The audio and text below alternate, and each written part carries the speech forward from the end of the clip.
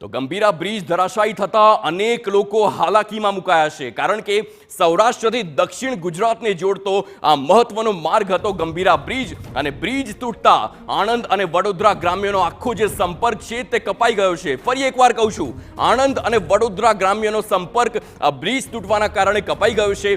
પુલ ધરાશાયી થતા સૌથી મોટી સમસ્યા રોજગારીની છે, કારણ કે આણંદના આંકલાવના વિવિધ ગામમાંથી યુવાનો રોજગારી માટે પાદરા જાય છે, અને પાદરા જવા માટે આ બ્રિજ પરથી જ પસાર થતા હતા. હવે લોકો 50 કિલોમીટર વધારે ફેરવા અને ફરીને જવા માટે મજબૂર બન્યા છે, અને તે જ એક વાસ્તવિકતા છે.